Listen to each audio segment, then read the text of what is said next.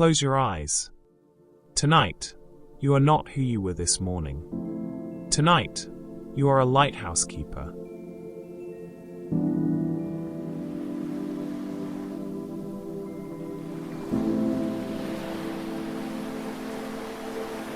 The year is 1865. The war that split a nation has only just ended, and the world is beginning, slowly, to breathe again. But out here, on the water, none of that seems to matter.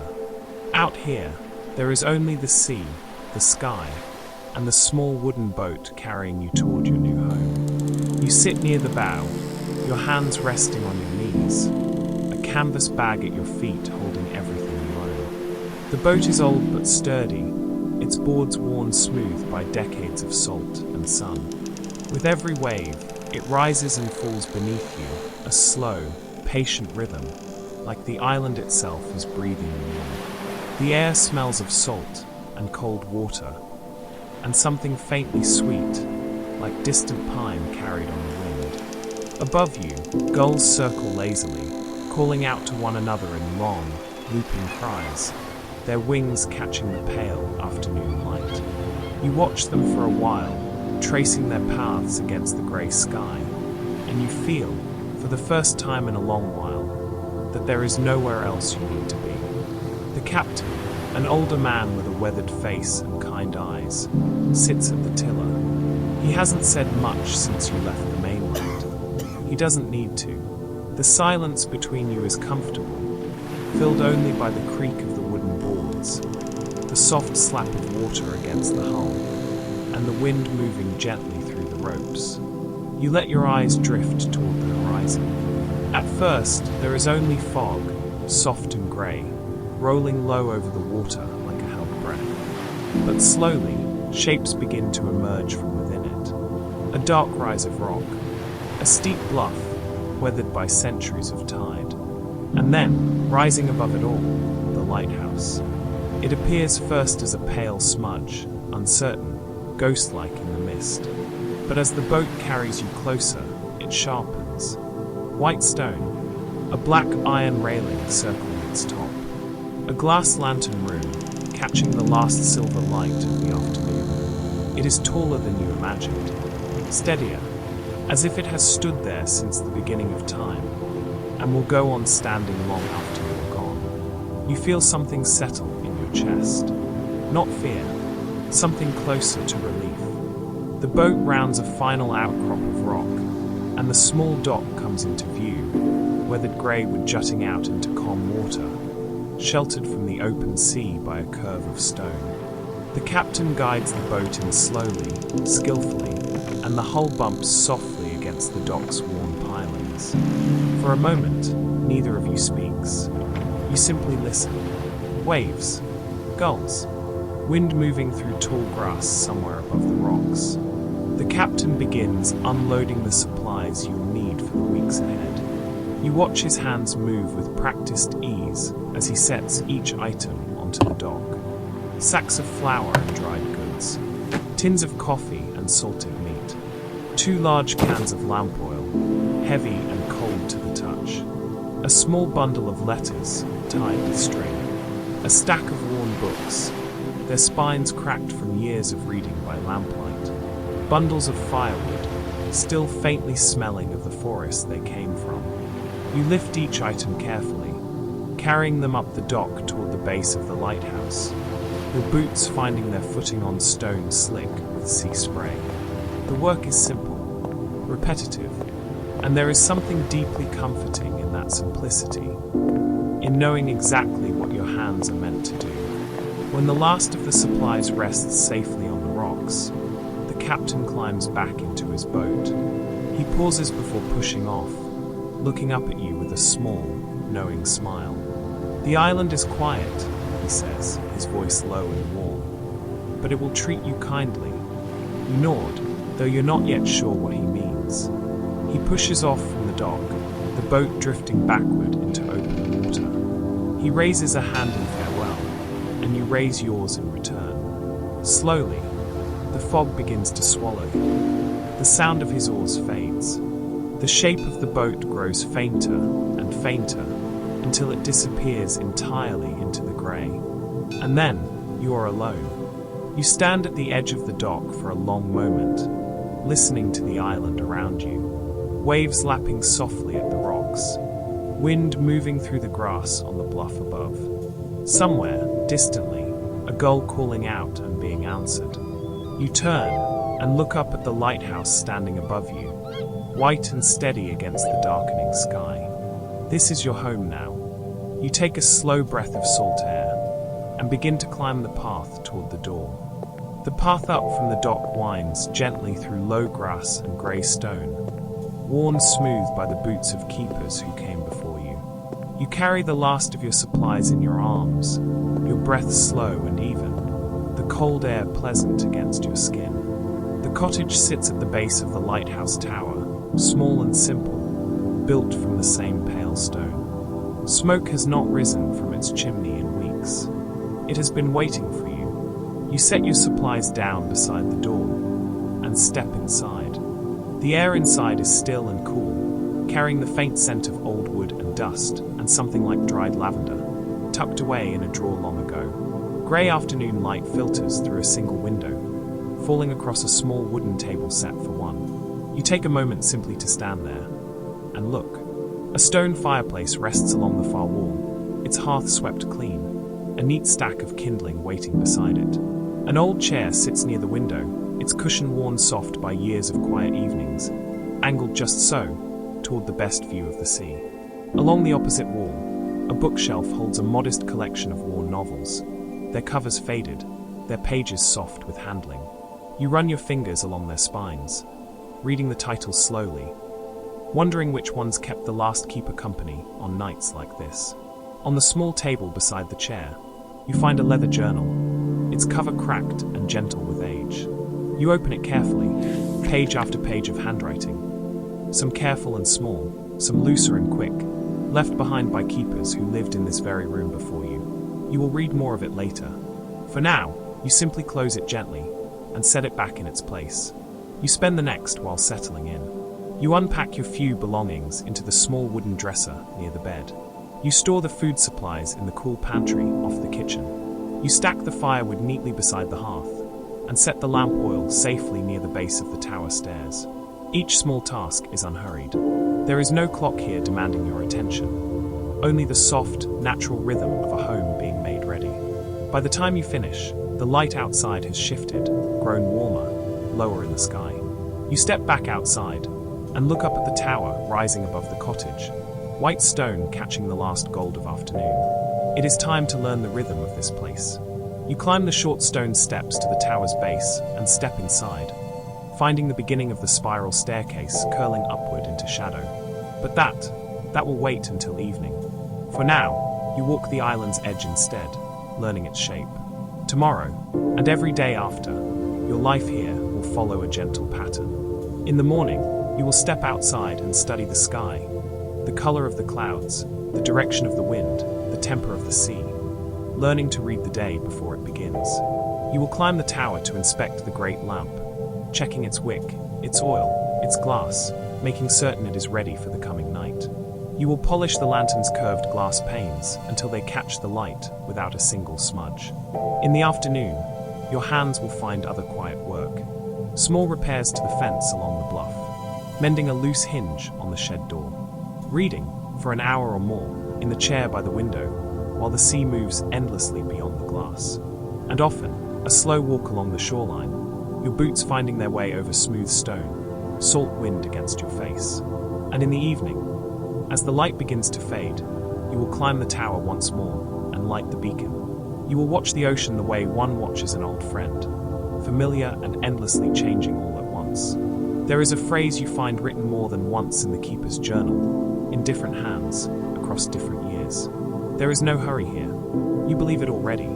You return to the cottage as the sky deepens toward evening, and you begin the small, satisfying work of building a fire. The kindling catches slowly, then steadily, filling the room with warmth and a low, gentle crackling. You sit for a while in the old chair by the window, watching the fire, listening to the wind find its way around the corners of the cottage, listening to the sea below the bluff, patient and endless. Outside, the light continues to fade.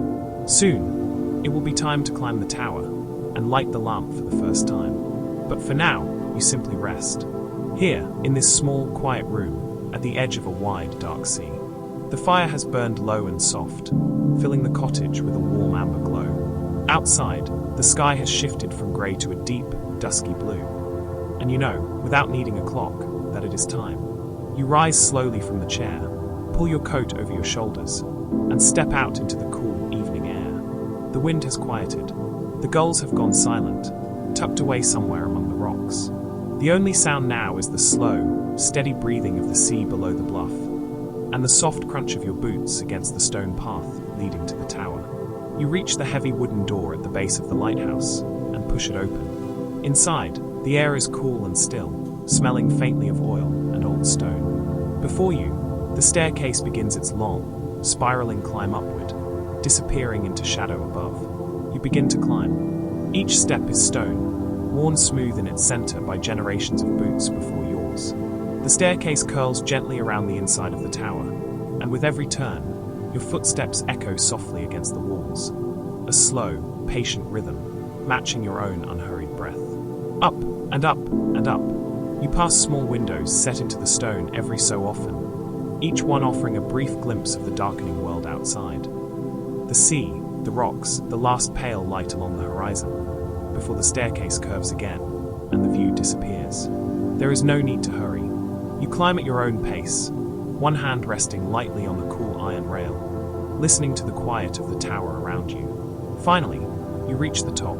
You step out into the lantern room, and the world opens around you. Glass surrounds you on every side, tall, curved panes reaching from floor to ceiling, offering an unbroken view of the sea in every direction. Above you, the great lamp waits, its brass fittings gleaming faintly in the last light of dusk, the lens catching and bending what little glow remains in the sky. You move around it slowly, checking each piece the way you were taught. The wick, trimmed and even, the oil, filled to its proper level, the glass, polished clean, without a single smudge to dim the light. Satisfied, you strike a match.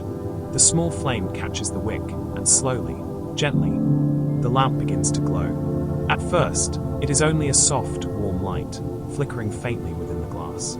But as you adjust it carefully, it steadies, grows, until it burns bright and even, and the great lens above begins its slow, endless turn. You step back and watch. The beam sweeps outward across the darkening water, a long, steady arm of light reaching out into the night, turning, pausing, turning again. You look out through the glass at the world beyond. The sky has deepened now to a rich, deep blue, scattered with the first faint stars. The sea below has turned nearly black, its surface catching only the faintest silver reflection of the fading light. And then, far out on the horizon, you notice something. A small point of light, steady, moving slowly, almost imperceptibly, across the dark water. A ship.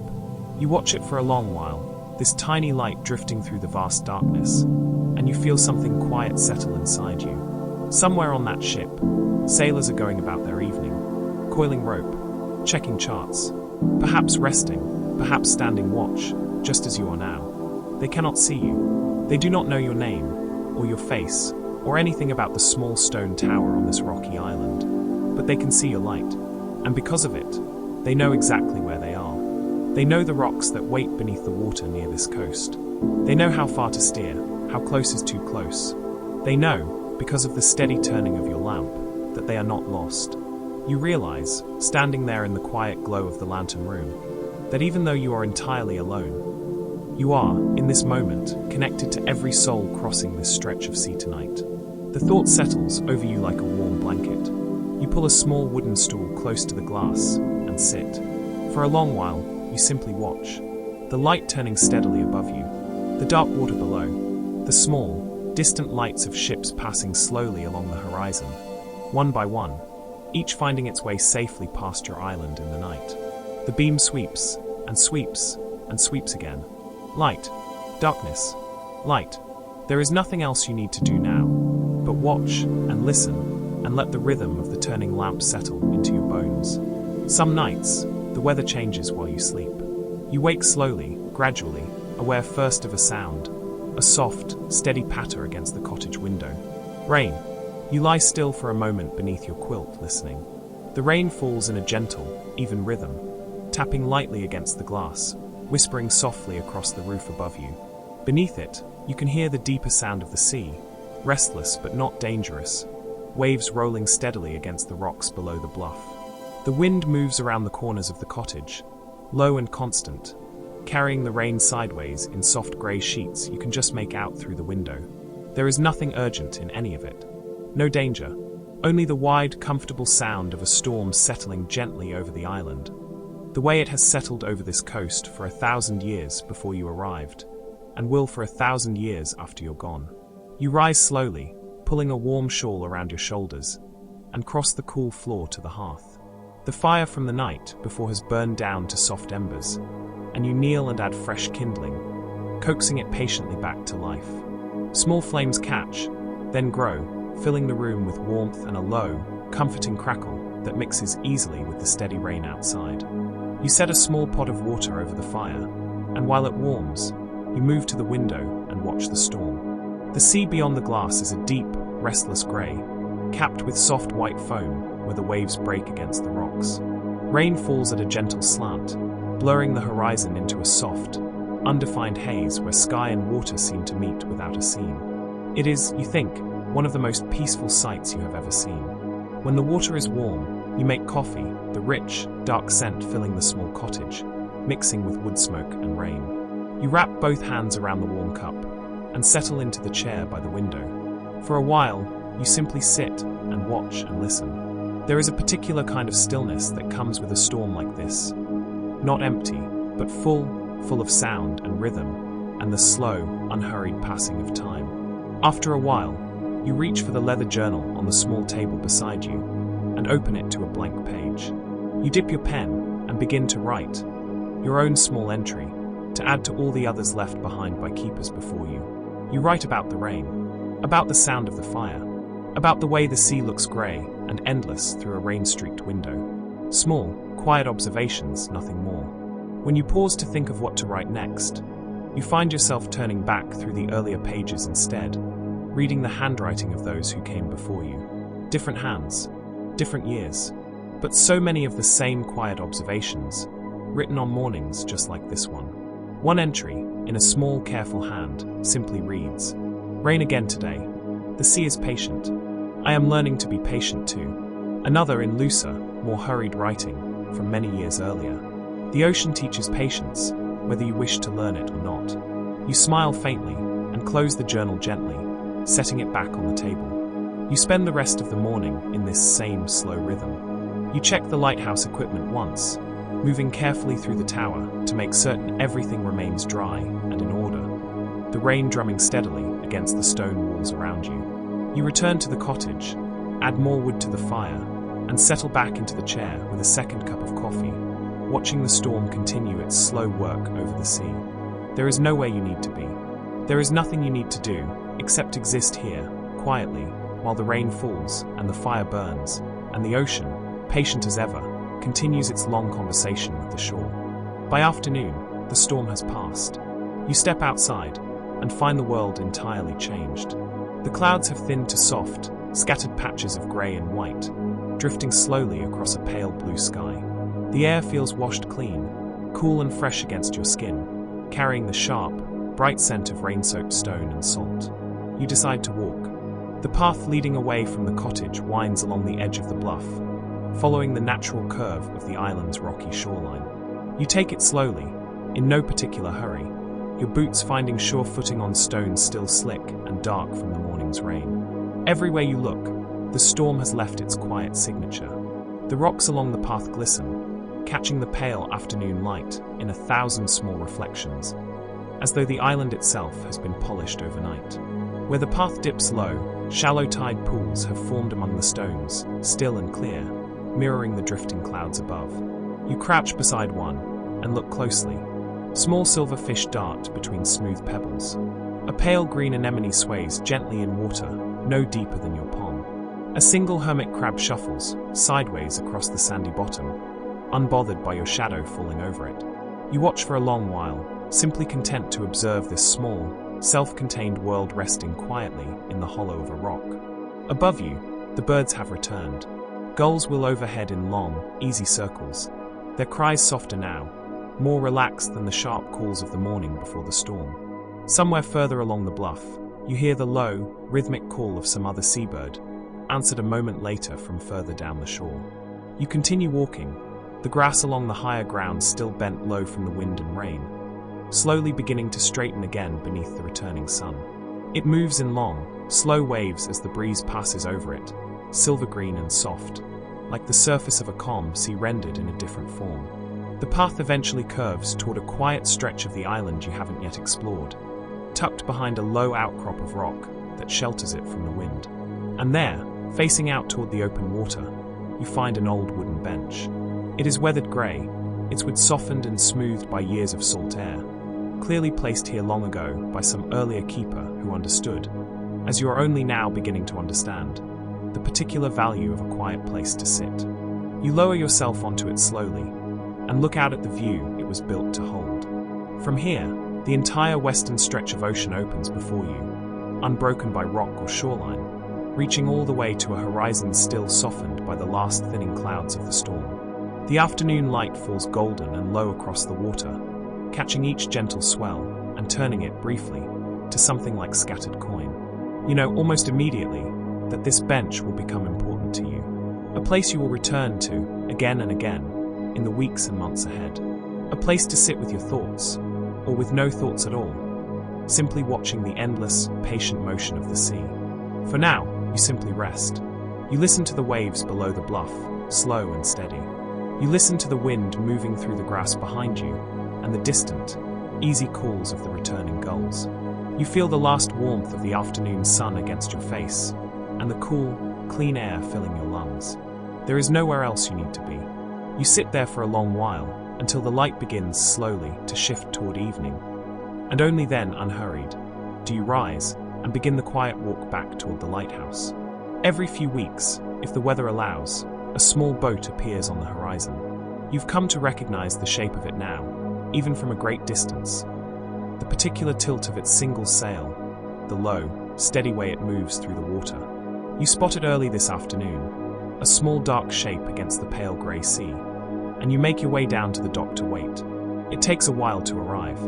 You don't mind. You sit on a smooth rock near the water's edge, watching it grow slowly larger, listening to the familiar creak of oars and rigging carrying faintly across the water as it draws near. The same captain guides it in, his weathered face breaking into a small, familiar smile as he catches sight of you waiting on the dock. "Still standing," he calls out, as the boat bumps gently against the worn wooden pilings. "Still standing," you agree. He begins unloading the boat, and you help, the two of you falling into an easy, practiced rhythm. Fresh vegetables, still faintly damp with morning dew from the mainland gardens. A folded stack of newspapers, their pages soft from handling. A small bundle of letters, tied neatly with string. 2 more books, borrowed from a small library many miles from here. As you work, he shares small pieces of news from beyond the island, the way he always does. He tells you of a new railroad being built further inland, its tracks slowly stretching across land that had never known anything faster than a horse. He mentions a growing town along the coast, new buildings rising where there had been only fields a year before. He speaks, briefly, of the changes still settling over the country since the war's end. New ideas, new questions, a nation slowly finding its shape again.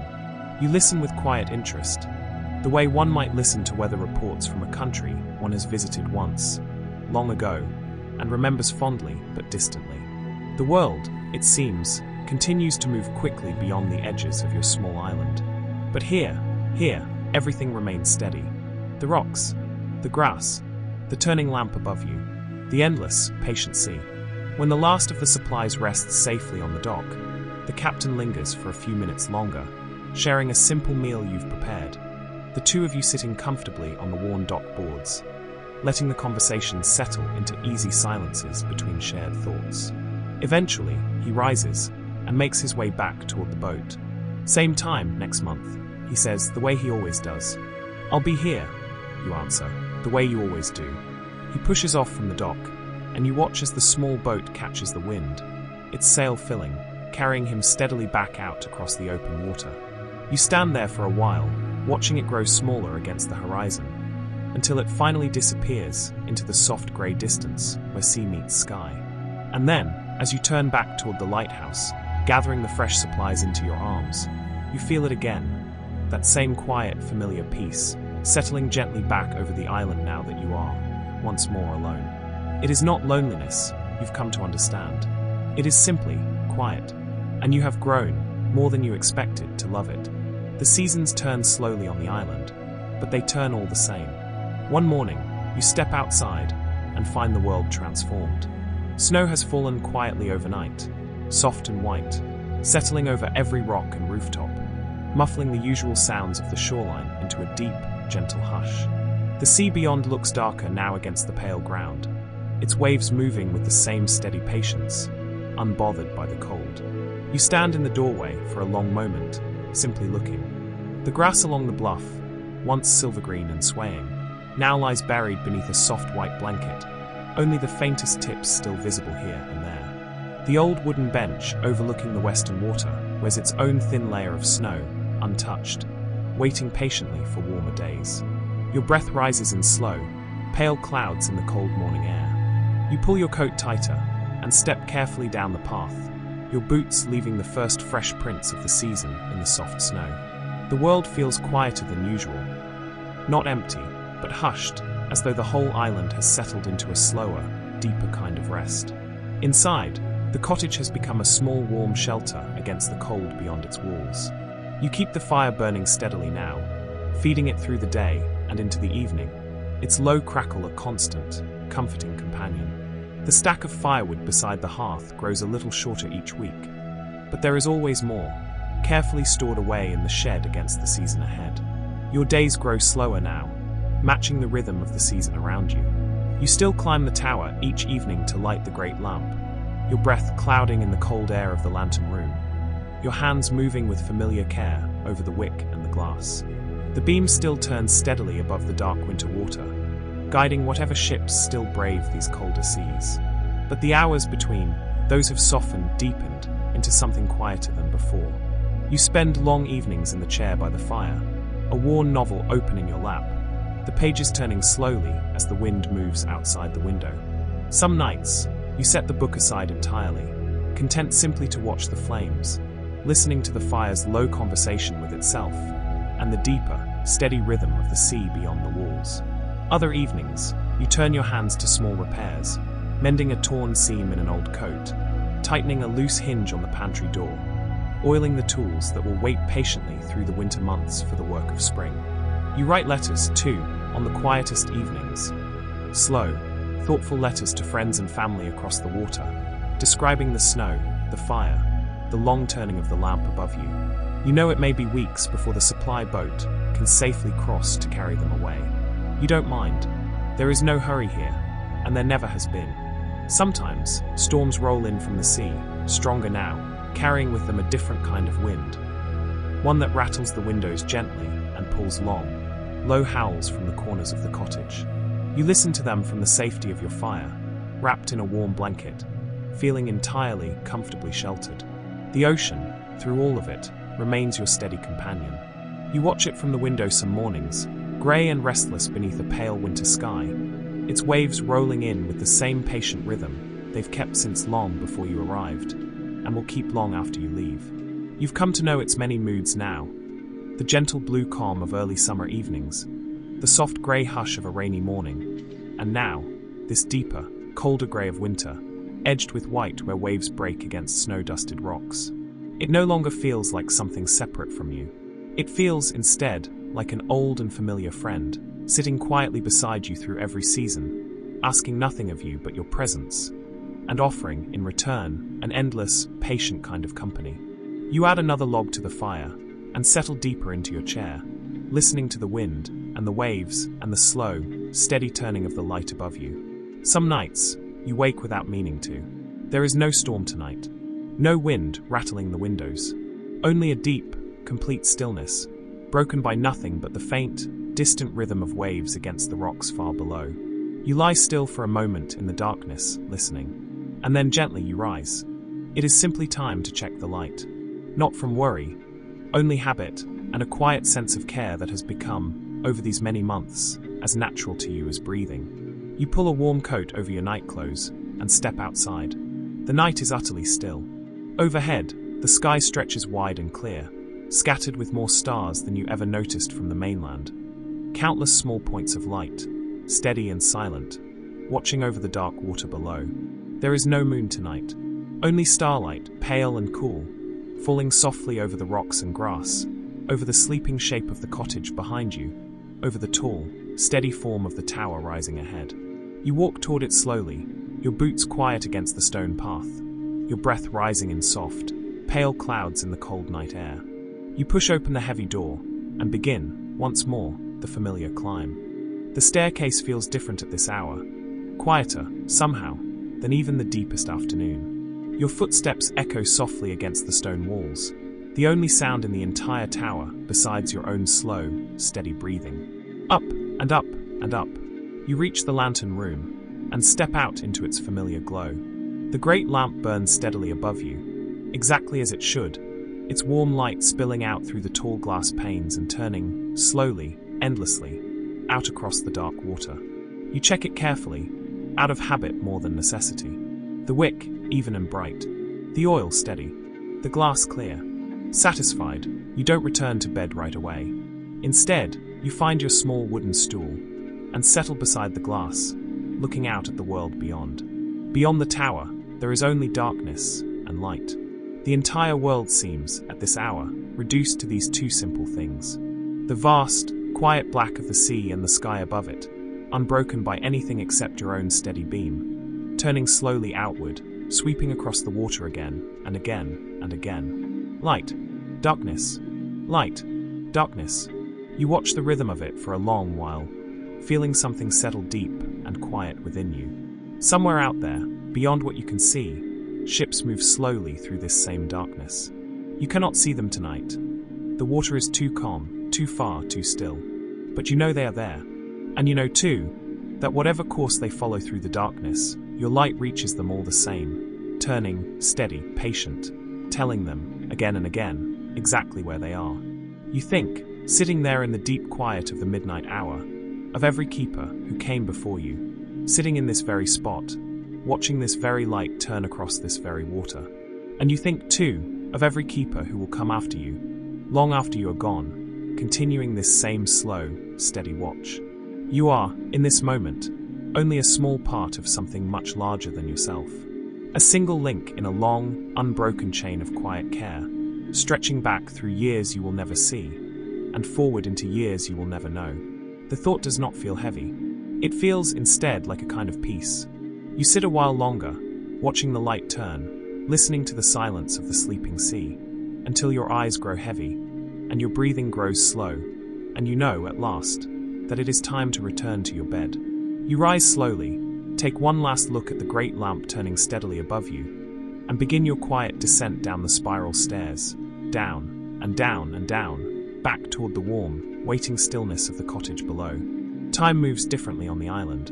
You could not say, exactly, how many seasons have passed since that first foggy afternoon, when the small boat carried you across the cold water toward a tower you had never seen. The days blurred gently into weeks. The weeks folded softly into months. And somewhere unnoticed, months became years, the way a tide rises so slowly you never see it move. Only later, realize how far it has come. Tonight, the fire burns low and warm in the hearth, filling the cottage with its familiar amber light. Outside, the sea moves in its same patient rhythm, waves rolling gently against rocks you now know, as well as your own hands. You sit at the small wooden desk near the window, the old leather journal open before you, its pages, once mostly blank, now filled with your own careful handwriting, entry after entry, season after season. You dip your pen and pause for a moment, looking out at the darkening water beyond the glass. Then, slowly, you begin to write. The world beyond the horizon continues to change, you write. I hear of it still, in pieces, carried across the water every few weeks. New roads, new towns, a nation slowly finding its footing again after everything it endured. It moves quickly out there. I imagine it always will. But here, beneath the turning light, I have found something rare. You pause, the pen resting lightly against the page, listening to the fire crackle softly beside you, the waves murmuring their old, familiar rhythm beyond the window. A quiet place, you continue. A simple life. A home. You set the pen down gently and read the words back once, slowly, in the warm firelight. Then you close the journal, resting your hand on its worn leather cover for a moment, thinking of all the keepers who filled its pages before you, and of those who will, one day, fill the pages that follow.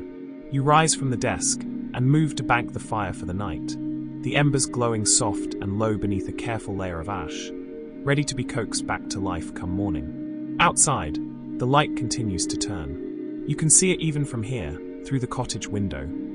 The familiar sweep of the beacon moving steadily across the dark water, faithful and unhurried, exactly as it has every night since you arrived, exactly as it will every night after you are gone. You listen, for a while, to the small, familiar sounds of the island settling into night. The waves, rolling steadily against the rocks below the bluff. The wind, moving softly through the grass along the shore. Far in the distance, faint and low, the mournful, comforting call of a foghorn somewhere out on the water. And beneath it all, the quiet, steady crackle of the fire, slowly fading toward sleep. You climb, at last, into your bed, pulling the warm quilt up around you, feeling the deep, familiar peace of the island settle over you the way it has every night for longer than you can now easily remember.